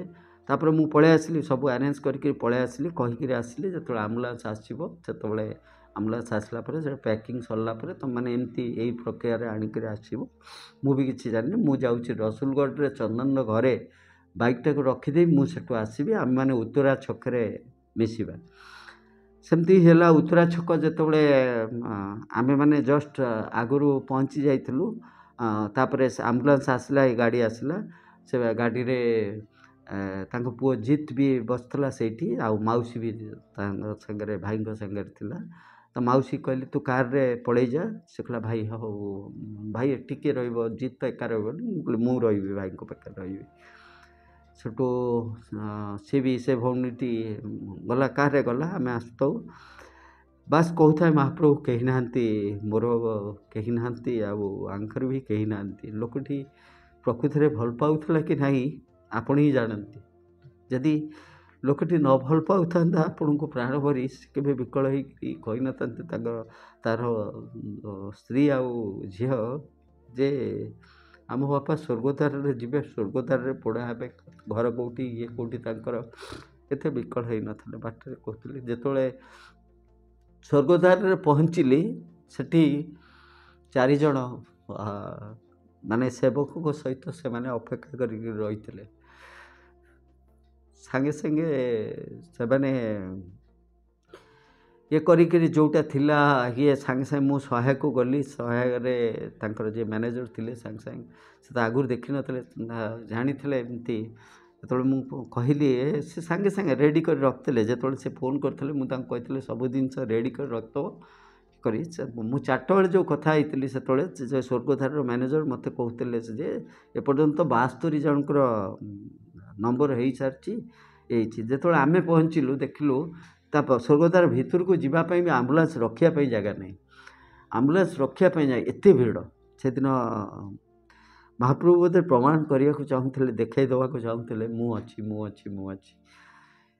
जहाँ हो आम्बुलांस पकई अणाला आम्बुलांस अध घंटा पर लाइन रे आसिले भाईंकर से ये को धरिकी तलू आणलु तलू आनी रेजिस्ट्रेशन सरला मु सहायर जिनस सब गिनी आसती भाई को आणिक आम रखिलु जो रखा कथा तापर 94 आई थिंक 94 नंबर से चली 94 नंबर चली माने आमर थिला 94 नंबर थिला से 72 73 चलता आ सब गुड़ा पिंडी सब गुड़ा फिलअप थिला से तो आप देखते एबे तो नुआ सिस्टम हो जाए सीरियली ना डका हे ये हम मु भाविली बोधे राति पाइज 4 जन सेवक भी था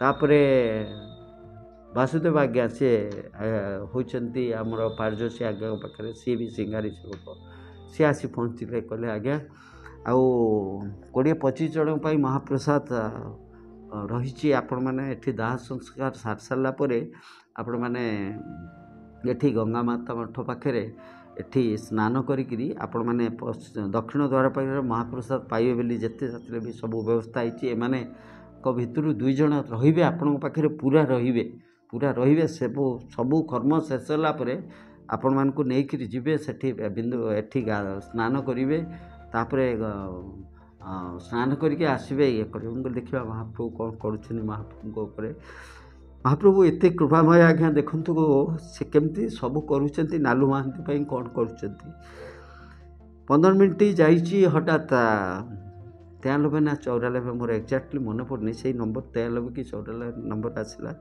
तापर कहले ये से पिलाटी से झी से जो नालू भाई झी से मो पछरे खाली पड़ी थाए विकल होता है किंतु कांदु न थाए महाप्रभु एमती कर दे तांती जो मैंने प्रति मुहूर्त में झुरुले बापा को जेबेठू पड़ी से जमती गोटे मु कहे सब वीडियो कही क्षणिकर जदि समस्त चिंता शक्ति की जदि छाई जाती आ चिंता शक्ति की जदि कंट्रोल कर केवल मोर महाप्रभु ही करपारती से दिन भी सेमती से झीटी मो पाखे मो अंकल मो बापार आज शेष मो बापा को टिके जीत सांगे जीत माने ता साल भाई टे मुखाग्नि देवी आज्ञा मुझे बापा को मुखाग्नि बोले मारे तू ना ना ये अंकल अंकल मु रही बापा को कोकई नेबी ये करी मुझे से तार बाबा आज तो बाबार शेष ये कहीं ये कर्तव्य सी जदि विकल हो कहीं न कर महाप्रभु से कर दिंतु से ही कोकई पछरे मु रही कोकई तार मौसी सी आगे कोकई धरी आसिले सब लास्ट रे पूरा सबू खाली थाए समुद्र पटू को जो पिंडी होता है लास्ट सभा लास्ट पिंडी पाखे से रखाला ये तापर आसिले दाह संस्कार करने जे आसिले तापर तांकर जहाँ गणना कराई कौन पड़ा जे पिंड से गोटे से दान ना कौन करने को पड़ो तेणु से जो पिंडदान पूजक भी आज्ञा जो पंडा मैंने आसी से भी आरेंज करदे सबू सबकि आरेंज कर आज्ञा गोटे भी टंकाटा जिते कहले भी आमठू नहीं ना नाई आज्ञा आपण एक तो पारजोशी आज्ञा कहते आपण होती कुटुंब जो एति कहीदे मुझे पथर बागिया चापिकी रही नीलचक्र को अनेक मो आखिर धार धार लुह झड़ी पड़ा कहले पारजोशी आज्ञा कहते आपण कुटुंब आउ आमको मना कर मो कुटुंबर गोटे भाई आसी स्वर्गद्वार तेणु मो भाईर जदि किसी असुविधा न हुए से एका ना ता सांगे महाप्रभु अच्छा सेमती भी तांकर मार जो कर्म होता मुझे जाइली से भी यही अधिकार देखे समस्त को परिचय कर ये मोर भाई ये मो कुटुंब सबकि जो नालू भाईर तापर गली समुद्र को जीत गला पानी नहीं करी से झील भी कहला अंकल मु भी सांगे जीवी मु भी ये कर आसबि बापार मुखा किनी देवी बोले महाप्रभु जहाँ नीति नियम कौन अच्छी झील मैंने दियंती कि माने महिला मैंने दियंती महाप्रभु कौ नीति नियम सब नीति नियम जगह ठीक अच्छी किंतु भावावेग आगे तार जीवन सारा ता मन रही बापार मुझे करी मो बाबार जदि ता इच्छा होची से इच्छा भी आपन पूर्ण कर दियंतु महाप्रभु जदि पाप होची सब पाप मत दे दियंतु मु सब पापरे भागीदार होबाई महाप्रभु मत जिते पाप होची मत दे दियंतु किंतु तार जो भावावेग अच्छी से भावावेग पूर्ण हो जाऊ ता बापार से जो विकल होकर कांदुची मो बापा को शेष आज बापार शेष दर्शन मो बापा को भाई सांगे मिसिक मुखाग्नि देवी से ही है दुई जन भाई भौणी देले मो पाखे ठिया थाए तापर जेहेतु परंपरा अनुजाई से अच्छी जो मैंने मुखाग्नि देवे तापर सेठू पलि आसबे तापर बापांकर से मैंने पाद छुईकरी से पलि आसिले बाहर को पलि आसिले माँ जो बसला कार एकाटिया बसले जो मुझे बाहर को आसिली देखला माँ को पाखे आउ जड़े पंडा आसिक पहुँच जाइए सी भी 15-20 जन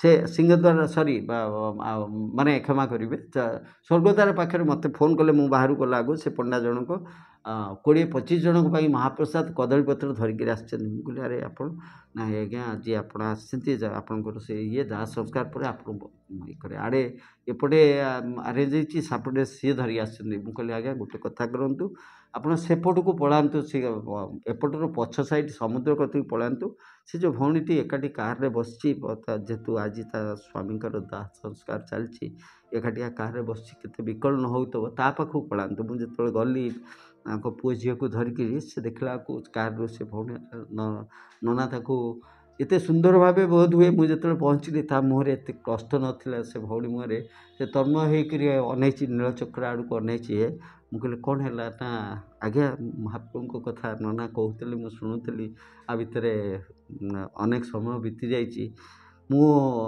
भी नीलचक्र अनेली मुझे महाप्रभु हे आप ही केते करुणामय जितेबले आंक स्वामी मोर भाई आउ नालू महांतीर शरीर अधा जली आसला सेतबले आपण केते कृपामय तार जार शरीर जली जली जाऊँगी तार स्त्री जदि एकटिया ये बसता बोधुए था हृदय चिरी चिरी चिरी चिरी हो आसता चिरी चिरी हो आसता आपण केते कृपामय एपटे आपण को कथा और गाथा शुणाऊँच ता स्त्री की आउ जने शुणाऊँच सी से दिग को तार ध्यान न देकर आपण कथार ये हजि जाइए मजि जाइए बास से तो महाप्रभु ही करिपारती संसार आउ कई करिपारती तापर मु फेरिली जोटी दाह संस्कार से आहरी किसी झुणा दरकार है झुणा दिहला चंदन काठ दिहला ये दिहला चल थाए दाह संस्कार चल थाए ये चल थाए आखि खोजु थाए एते पाखे किंतु जाई हो न थाए ये थाए मंदिर भी पढ़ केबेठू पढ़ला आगे खोज थाए कौटी अच्छा आपन तो अनुभव कर सेमती आज्ञा प्रति मुहूर्त अनुभव कर दियंती तो आपण धीरे बाड़े जाती ଆପଣଙ୍କ ଦେହରେ ଲୋଟି ଯାଆନ୍ତି। ଆପଣ କହନ୍ତି ମହାପ୍ରଭୁ ଏଇଠି ଥିଲେ କୁଆଡ଼େ ଗଲେ?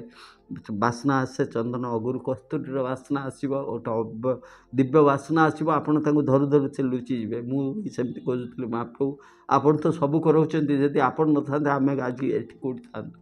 ଅଧା ଶରୀର ଜଳିଗଲାଣି, ଅଧା ଶରୀରରୁ ଆଉ କିଛି ଶରୀର ଜଳି ଆସିଲା ହିଁ। କେଉଁଠି ଆପଣ ଅଛନ୍ତି? ଆପଣଙ୍କ ରଥ ସିଂହାସନରେ ବସିଛନ୍ତି, ସବୁ ଦେଖୁଛନ୍ତି, ସବୁ କରାଉଛନ୍ତି। ମୁଁ ତ ଆସିଥିଲି, ନାଲୁ ମହାନ୍ତି ତ ଏଠିକି ଆସିଥିଲା ଆପଣଙ୍କ ଭରସାରେ ଆସିଥିଲା। ହଁ, ଆପଣ ତ ସବୁ କରାଉଛନ୍ତି ସତ୍ୟ, କିନ୍ତୁ ଆପଣ କେଉଁଠି ଅଛନ୍ତି? ଆପଣଙ୍କୁ ଟିକେ ଆମେ ଦେଖନ୍ତୁ, ଇଏ କରନ୍ତୁ। ସେତିକିବେଳେ ମୋର ଭଉଣୀ, ତା'ର ମାଉସୀ ହଠାତ୍ କିନି ମୋତେ ଡାକିଲା, କହିଲା ଭାଇ, ସିଏ ବି ସେଠି ଥାଏ, ବହୁତ ଭଲ ପିଲାଟା ଆଜ୍ଞା। କହିଲା ଭାଇ, ବିକଳ ହେଉଥିଲ ପରା? ଆମେ ବିକଳ ହେଉଥିଲୁ, ମହାପ୍ରଭୁ କାହାନ୍ତି? ଦେଖିଲ ସାଇଡ଼୍ରେ କିଏ? ଯେତେବେଳେ ଆଖି ପଡ଼ିଗଲା ସାଇଡ଼୍କି, ମହାପ୍ରଭୁଙ୍କ ବିଗ୍ରହ ହଠାତ୍ ଯେମିତି କିଏ ଆଙ୍କି ଦେଇଛି, କି କେତେବେଳେ ଆଙ୍କି ହେଇଛି। ଆମେ ସେଠି 1.5 ଘଣ୍ଟା ରହିଛୁ, 1.5 ଘଣ୍ଟା ପୂର୍ବରୁ ରହିଛୁ, 1.5 ଘଣ୍ଟା 2 ଘଣ୍ଟା। ମହାପ୍ରଭୁଙ୍କ ବିଗ୍ରହ ଅଙ୍କା ଯାଇଛି ସେ କାନ୍ଥରେ, ସ୍ୱର୍ଗଦ୍ୱାରର ସେଇ ଯେଉଁଠି ନାଲୁ ଭାଇ ଦାହ ସଂସ୍କାର ହୋଇଛି, ଦାହ ସଂସ୍କାର ମହାପ୍ରଭୁଙ୍କ ଚକା ଆଖି ରହିଛି, ନାଲୁ ଭାଇର ଦାହ ସଂସ୍କାର ଆଡ଼କୁ ରହିଛି ସେଇ କାନ୍ଥରେ।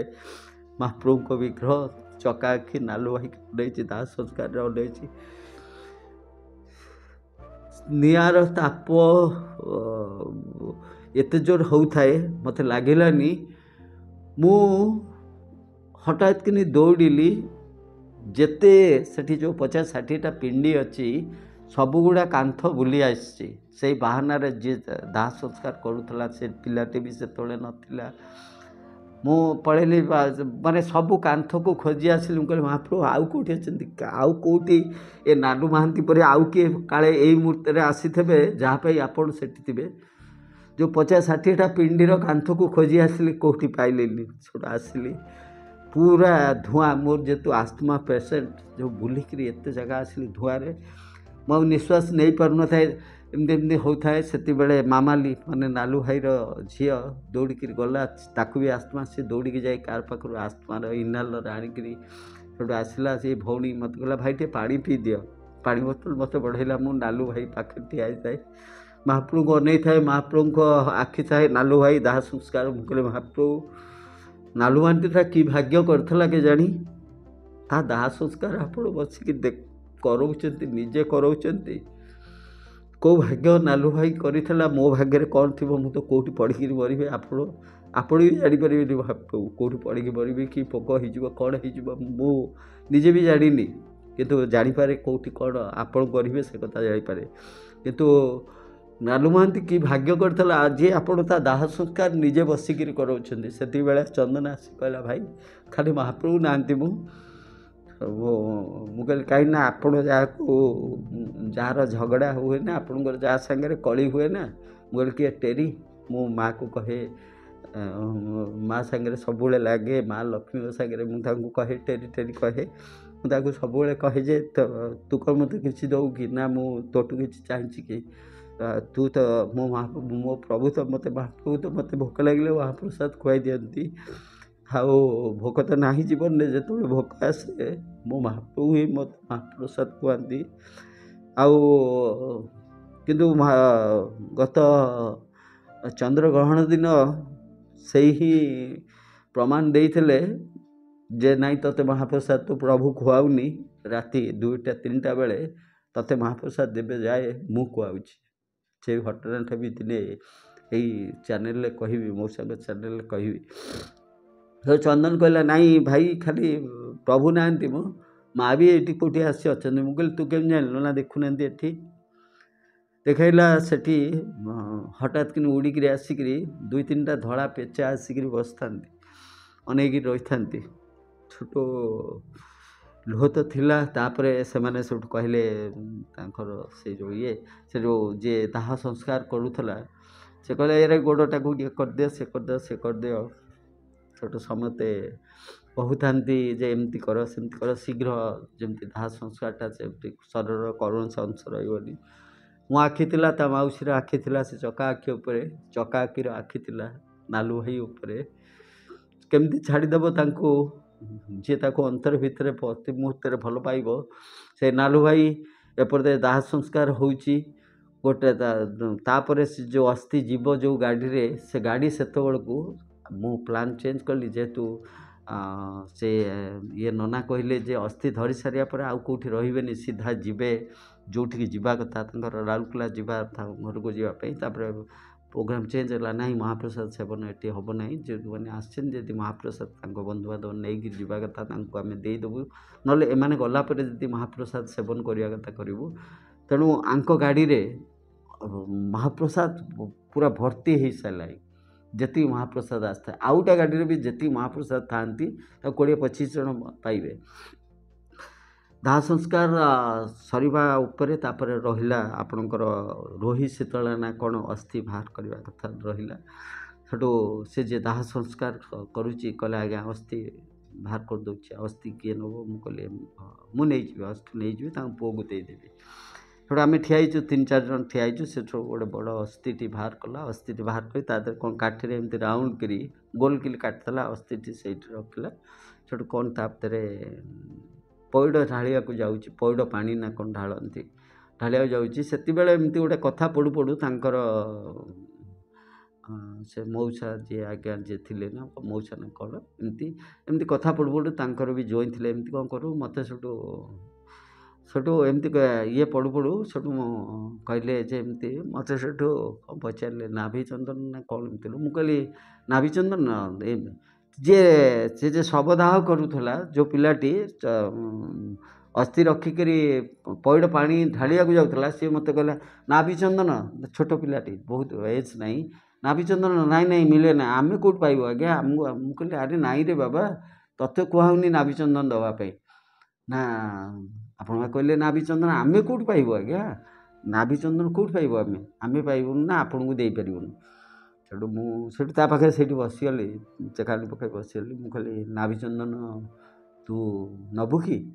ନାଭି ଚନ୍ଦନ କେଉଁଠି ଆସିବ? ମୁଁ କହିଲି ଅଛି ନାଭି ଚନ୍ଦନ। ସେଠୁ ସେ ସବୁ କହିଲା ନାଭି ଚନ୍ଦନ ମିଛ କହୁଛନ୍ତି ଆପଣ। ମୁଁ କହିଲି ନାଇଁ ରେ ବାବା, ମିଛ କ'ଣ କହିବି? ତୁ ମୋ ଭାଇର ଅସ୍ଥି ଦେଉଛୁ, ତୋତେ ମିଛ କ'ଣ କହିବି? ନାଇଁ ଆପଣ ମୋତେ ମିଛ କହୁଛନ୍ତି। ନାଭି ଚନ୍ଦନ କେଉଁଠି? ଆପଣ ନାଭି ଚନ୍ଦନ କେଉଁଠି ଆଣିକି ଦେବେ ମୋତେ? ନାଭି ଚନ୍ଦନ ନଥିବ, ନାଭି ଚନ୍ଦନ ମିଳେ ନା। ପକେଟରୁ ବାହାର କଲି, ପକେଟରେ କିଛି ସମୟ ଆଗରୁ ମୋ ପାଇଁ ସେଇ ରାତି 1-2ଟା ବେଳେ ଜଣେ ସେବକ ଆସିଥାନ୍ତି ସେଇ ସ୍ୱର୍ଗଦ୍ୱାରକୁ ଦେଖା କରିବା ପାଇଁ, ହାତରେ ଏତିକି ନାଭି ଚନ୍ଦନ ଆଉ ମହାପ୍ରଭୁଙ୍କ ତୁଳସୀ ଗଛ ଆଣି ଆସିଥାନ୍ତି, ମୋ ପକେଟରେ ରଖିଥାଏ। ସେଠୁ ନାଭି ଚନ୍ଦନ ମୁଁ ବାହାର କଲି। ସେଠୁ ସେ ପିଲାକୁ ଟିକେ ଦେଲେ, ସେ ପିଲାଟି ବି କାନ୍ଦିବା ଆରମ୍ଭ କଲା। ନାଭି ଚନ୍ଦନ ହାତରେ ଧରିକି ପାଇଲା, ସେଠୁ ମୁଣ୍ଡରେ ହାତ ଉଠାଇଲା, ସେ ଯେଉଁ ଅସ୍ଥିକୁ ପଇଡ଼ ଢାଳିକିରି ରୋହି ଶୀତଳେଇଲା। ମହାପ୍ରଭୁଙ୍କ ଆଖିକି ଅନେଇଲି, ଆଖିରୁ ଥପଥପ ଲୁହ ବୋହିଲା। ମହାପ୍ରଭୁ ଏ ନାଲୁ ଭାଣ୍ଟିଟା କି ଭାଗ୍ୟ କରିଥିଲା। ଆରେ କ'ଣଟା ନ ପାଇଲା, ଆଉ ଯେଉଁଟା ପାଇଛି ତ ମୁଁ ସେଇଟା କହିପାରିବି ନାହିଁ, କାହିଁକି ନା ସେଇଟା ମୁଁ ଗୋଟେ ଲକ୍ଷ୍ମଣ ରେଖା ଭିତରେ ବନ୍ଦୀ। ନାଲୁ ମହାନ୍ତି ଯାହା ପାଇଛି ତା'ର ସଂସ୍କାର ବେଳେ ବୋଧହୁଏ ବହୁତ କ୍ୱଚିତ୍ ଭକ୍ତ ପାଇଛନ୍ତି, ଭକ୍ତ ଯାହାକୁ ଆଜିକା ଦିନରେ ଭକ୍ତ କୁହାଉଛି। ନାଲୁ ମହାନ୍ତି ସେତିକ ପାଇଥିଲା, ମୁଁ କହିପାରିବି ନାହିଁ କ'ଣ ପାଇଥିଲା। ତା'ର ଅସ୍ଥି ବେଳେ ବି ନାଭି ଚନ୍ଦନ ଯିଏ ଅସ୍ଥି ଦେଉଛି, ଶବଦାହ କରୁଥିବା ଲୋକ, ସିଏ ନାଭି ଚନ୍ଦନ ପାଉଛି, ଆଉ ସେଇ ଇଏର ଅସ୍ଥିକି ସେଠୁ ଉଡ଼େଇକି ମୋ ହାତକୁ ବଢ଼ଉଛି ହାଣ୍ଡିରେ ପୂରେଇକିରି। ଯେତେବେଳେ ଅସ୍ଥି ଧରିକିରି ମୁଁ ଆସିଲା ବେଳେ ଆଉ ଜଣେ ଶବ ଦାହ କରୁଥିବା ପିଲା ଆସିକିରି ପହଞ୍ଚିଲା। ସିଏ ମୋତେ ପଚାରିଲା ସାର୍ ମୋତେ ଟିକେ ନାଭି ଚନ୍ଦନ ଦେଲେ। ସେ ଆଉ ଗୋଟେ ଶବ ଦାହ କରୁଥିଲା, ଯେତେବେଳେ ଦେଖିଲା ଦୌଡ଼ିକି ପଳେଇ ଆସିଲା। ସେଠୁ ତାକୁ ବି ଟିକେ ଦେଲି। କହିଲା ସାର୍ ଆପଣ କ'ଣ କରୁଛନ୍ତି? ମୁଁ କହିଲି ତୁ ଯାହା କରୁଛୁ ମୁଁ ସେୟା କରୁଛି। ସେଇଠି ମହାପ୍ରଭୁ ଏତେ ବଡ଼ ଚଟକଣା ମୋତେ ଦେଲେ। ସେ ପିଲାଟି କ'ଣ କହିଲା ଜାଣିଛନ୍ତି ମୋତେ? କହିଲା ନାଇଁ ଆଜ୍ଞା, ମୁଁ ଯାହା କରୁଛି ଆପଣ କଦାପି ସେଇଟା କରିପାରିବେନି, ମୁଁ ପୁଣ୍ୟ କରୁଛି ଏଠି। କହିଲି ପୁଣ୍ୟ କରୁଛୁ ମାନେ? ନା ହଁ, ମୁଁ ଏଠି ପୁଣ୍ୟ କରୁଛି, ପ୍ରତିଦିନ 20-30ଟା ଶବଦାହ କରୁଛି। ମୁଁ ଯେଉଁ ପୁଣ୍ୟ କରୁଛି ଆପଣ ଜୀବନରେ ସେ ପୁଣ୍ୟ କରିପାରିବେ ନାହିଁ। ମହାପ୍ରଭୁଙ୍କ ଆଖିକି ଅନେଇଲି। ମୁଁ କହିଲି ମହାପ୍ରଭୁ, ନାଲୁ ଭାଣ୍ଟା ଗଲାବେଳେ ବି ତମେ ମୋତେ ଏଇ ଶିକ୍ଷା ଯେଉଁଟା ଦେଲ ନା, ଯେଉଁ ଚଟକଣା ପକାଇଲ, ପ୍ରକୃତରେ ଏମାନେ ଯେଉଁ ପୁଣ୍ୟ କରୁଛନ୍ତି ସେ ପୁଣ୍ୟ ମୁଁ କ'ଣ ମୋ ଆଜ୍ଞା 7ଟା ହେଲେ ବି 700 ହେଲେ ବି ସେ ପୁଣ୍ୟ କରିବେନି। ରାତି ଶାଗ ଶବଦାହ କରୁଛନ୍ତି। ସେଠୁ ମୁଁ ସେ 2 ଜଣଙ୍କୁ କୁଣ୍ଡେଇ ପକାଇଲି, ତାଙ୍କ ମୁଣ୍ଡରେ ହାତ ମାରିଦେଲି। ସେଠୁ ନାଲୁ ଭାଇର ପ୍ରାୟ ଶରୀର ସମାପ୍ତ ହେଇଯାଇଥାଏ, ନିଆଁରେ ସମାପ୍ତ ହେଇଯାଇଥାଏ। ମହାପ୍ରଭୁଙ୍କୁ ଅନେଇଲି, କହିଲେ ମହାପ୍ରଭୁ ସବୁ ଦେଇଦେଲ, ମାନ ତ ରଖିଲ, ତମରି ମାନ ରଖିଲ, ନାନୁ ଭାଲିତିକୁ ଆପଣାର କରିନେଲ, ନିଜର କରିନେଲ। ଆଜି ଦେଖେଇଦେଲ ଯେ ଭଲ ପାଉଥିବା ମଣିଷକୁ କେବେ ଏକା ଛାଡ଼ି ନାହାନ୍ତି, କେବେ ଏକୁଟିଆ କରି ରଖିନାହାନ୍ତି। ନିଜେ ରତ୍ନ ସିଂହାସନ ଛାଡ଼ିକିରି ଆସିଛନ୍ତି, ନିଜେ ବି ଦାହ ସଂସ୍କାର କରିଛନ୍ତି, ନିଜେ ବି ମୁଖାଗ୍ନି ଦେଇଛନ୍ତି। ଆଉ ଦାହ ସଂସ୍କାର ସରିବା ଯାଏ ଶରୀରଟି ସମ୍ପୂର୍ଣ୍ଣ, ଆତ୍ମା ତ ତାଙ୍କଠାରେ ନିଶ୍ଚିନ୍ତ ଦିନେ ନା ଦିନେ ମିଶିବ। ମୋର ଯେତିକି ଜାଣିଛି ନାଲୁ ମହାନ୍ତିର ଆତ୍ମା ଦିନେ ନା ଦିନେ ମହାପ୍ରଭୁ ତାକୁ ମିଶେଇବେ। ନାଲୁ ମହାନ୍ତିର ଯେଉଁ ଅଳ୍ପ ଟିକେ ହସ, ଅଳ୍ପ ଟିକେ ମୁଚକୁନ୍ଦି ହସ ହସିଦେବ। ମୁଁ ଅନେଇଲି ମହାପ୍ରଭୁଙ୍କ ସେ ଯେଉଁ ଅଙ୍କା ହେଇଥିବା ଇଏକୁ, ସେ ତାରି ଭିତରେ ମହାପ୍ରଭୁ ଟିକେ ମୁଚକୁନ୍ଦି ହସି ଦେଉଥିଲେ। କହିଲେ ଆରେ ତୋ ଅହଙ୍କାର ପରା ମୁଁ, ତୁ ଯେଉଁ କହୁନା ଆମ ପାଇଁ ଆମ ମହାପ୍ରଭୁ ତ ଅଛନ୍ତି ନା। ହଁ ମୁଁ ଅଛି। ତୁ ଚାହୁଁଥିଲୁ ନା ଦେଖେଇ ଦେବା ପାଇଁ, ଦେଖିବା ପାଇଁ ଯେ ମୁଁ ସ୍ୱୟଂ ବି ଆସିପାରେ। ଦେଖ ମୁଁ ସ୍ୱୟଂ ବି ଆସିଛି। ସେଠୁ ଆମେ ସମସ୍ତେ ସେଇଠି ଯେଉଁ 3-4 ଜଣ ଥିଲୁ, ତାର ମାଉସୀ ପୁଅ ତ ସେଠି ବସିଥିଲା, ଝିଅ ଆସିଲା, ମୁଁ ସେଇଠି ନମସ୍କାର କଲୁ, ମାନେ ଇଏ କରିକିରି କହିଲେ ମହାପ୍ରଭୁ ମୁଁ ତ ମୁଣ୍ଡ ମାଡ଼ିବିନି ତୁମ ଆଗରେ, ମୁଣ୍ଡ ମାଡ଼େ ନା, କାହିଁକି ନା ତୁମେ ତ କୁହ ମୋତେ କୁଣ୍ଡେଇ ପକା, ଜଗତ ସାରା ତୁମକୁ କୁଣ୍ଡଉଛନ୍ତି, ମୁଁ ତ ସେତିକି ଯୋଗ୍ୟ ନୁହେଁ ଯେ ତୁମକୁ କୁଣ୍ଡେଇବି, କାହିଁକି ନା ତୁମର ଚାକରଟାଏ ମୁଁ, କୁକୁରଟାଏ ମୁଁ। ବାସ୍ ତୁମ ନିର୍ଦ୍ଦେଶ ମାନିକିରି ଆଜି ଆସିଥିଲି, ତୁମ ନିର୍ଦ୍ଦେଶ ମାନିକିରି ଆଜି କୋକେଇକି କାନ୍ଦେଇଥିଲି, ତୁମ ନିର୍ଦ୍ଦେଶ ମାନିକିରି ମୁଁ ମୁଖାଗ୍ନିରେ ଥିଲି, ତୁମ ନିର୍ଦ୍ଦେଶ ମାନିକିରି ମୁଁ ରୋହି ଶୀତଳେଇଥିଲି, ତୁମ ନିର୍ଦ୍ଦେଶ ମାନିକିରି ମୁଁ ଅସ୍ଥି ଧରିକିରି ଆସିଥିଲି, ତୁମ ନିର୍ଦ୍ଦେଶ ମାନିକିରି ମୁଁ ଆସି ଜିତ୍ ତାଙ୍କ ପୁଅକୁ ଅସ୍ଥିର ଇଏ ଧରେଇଥିଲି, ତୁମ ନିର୍ଦ୍ଦେଶ ମାନିକିରି କହିଥିଲି ଦେଖ ବାପାର ଶେଷ କର୍ମରେ ଯେମିତି ଭୁଲ ନ ହୁଏ, ମୁଁ ତ ଏଇଠି ରହିଯିବି ସ୍ୱର୍ଗଦ୍ୱାରରୁ, ତାପରେ କଟକ ପଳେଇବି, କିନ୍ତୁ ବାପା ଯେଉଁ ଶବ୍ଦ, ବାପା ଗଲା ପରେ ଦାୟିତ୍ୱ ବଢ଼ିଯାଏ। ପୁଅ 2 ଜଣଙ୍କୁ, ଝିଅ 2 ଜଣଙ୍କୁ କହିଥିଲି ଗୋଟେ ଭଲ ମଣିଷ ହେବା ପାଇଁ ହେଲେ ବାପା ଯେମିତି ଭଲ ଥିଲେ ସେମିତି ତୁମେ ତାଠାରୁ ଅଧିକା ଭଲ ହୁଅ। ତାପରେ ତାଙ୍କ ଗାଡ଼ିରେ ଯେଉଁ ମହାପ୍ରସାଦ ବହୁତ ଥିଲା, ସମସ୍ତଙ୍କୁ ଟିକେ ଟିକେ ଖୁଆଇଲି। ନନା ବି ସେପର୍ଯ୍ୟନ୍ତ ଯାଉନଥାନ୍ତି, ମୁଁ ସେଠି ଫୋନ୍ କରୁଥାଏ, ନନା ଦୂର ଦେଖୁଥାଏ ସ୍ୱର୍ଗଦ୍ୱାରରୁ, ସେଇଠି ସମୁଦ୍ର କୂଳ। ମୁଁ କହିଲି ଆପଣ ଯାଉନାହାନ୍ତି କାହିଁ? ରାଗିଲା ବେଳକୁ ସିଏ ମୋତେ ବି କହୁଥାନ୍ତି ନାଇଁ ଆପଣଙ୍କ ଦେହ ଭଲ ନାହିଁ, ମୁଁ ଆପଣଙ୍କୁ ଛାଡ଼ିକି ଯିବିନି। ମୁଁ କହିଲି ଆରେ ମୋ ଦେହ କ'ଣ ହେଇଛି? ମୋ ଦେହ କିଛି ହେଇନି। ମୋ ଦେହ ଯଦି କ'ଣ ହେଉଥାନ୍ତା, ଏତେ କାମ ନା, ସିଏ ତ ମହାପ୍ରଭୁ ଆପଣଙ୍କ ଦ୍ୱାରା କରେଇ ନିଅନ୍ତି। ସେଠୁ ଗାଡ଼ିରେ ବସିଲେ, ଅସ୍ଥି ଦିଆହେଲା, ମୁଁ ସେଠୁ ମହାପ୍ରସାଦ ସମସ୍ତଙ୍କୁ ଖୁଆଇଦେଲି। ଗଲାବେଳେ ସେଠୁ ମାମାଲି କ'ଣ କଲା ନା, ସେଠୁ ଇନହାଲରଟା, ଯେଉଁ ଆସ୍ଥମାର ଇନହାଲର ଗୋଟେ ମୋ ହାତକୁ ଦେଲା, କଲା ଅଙ୍କଲ ଆପଣଙ୍କର ଆସ୍ଥମା ବାହାରୁଛି, ଇଏ କରୁଛି, ମୋ ପାଖରେ 2ଟା ଅଛି, ଆପଣ ଏଇଟାକୁ ରଖିଦିଅନ୍ତୁ, ଆପଣ ଫେର ଏତେ ବାଟ ଯିବେ ଇଏ କରିବେ। ମୁଁ କହିଲି ନାଇଁରେ ମା, ତାକୁ ସେଠୁ ବସିଲା ପରେ ତାକୁ ଦେଇଦେଲି। ମୁଁ କହିଲି ନା ଅଙ୍କଲ ନିଅନ୍ତୁ। ମୁଁ କହିଲି ଅସ୍ଥି ଧରି ଆଉ ରୁହନ୍ତିନି, ଯାଅ। ସେ ଗଲା ପରେ କହିଲି ଆରେ ତୁ କେମିତି ଜାଣିବୁ ରେ, ମୋ ନିଶ୍ୱାସ ତ ମହାପ୍ରଭୁ, ମୋ ବିଶ୍ୱାସ ତ ମହାପ୍ରଭୁ। ମୋ ନିଶ୍ୱାସ ଯଦି ଚାପି ହେଇକି ରହୁଛି, ଏବେ ପାଇଁ ଚାପି ହେଇଯାଉଛି, ନିଶ୍ୱାସ ନେଇପାରୁନି, ସେ ମହାପ୍ରଭୁ, ସେ କୋହ ବି ମହାପ୍ରଭୁ, ସେଇ ଆପଣାର ପଣ ବି ମହାପ୍ରଭୁ। ଏଠି ଯେ ଜଳିଗଲା ସେ ବି ମୋ ମହାପ୍ରଭୁର, ମୋର ସେ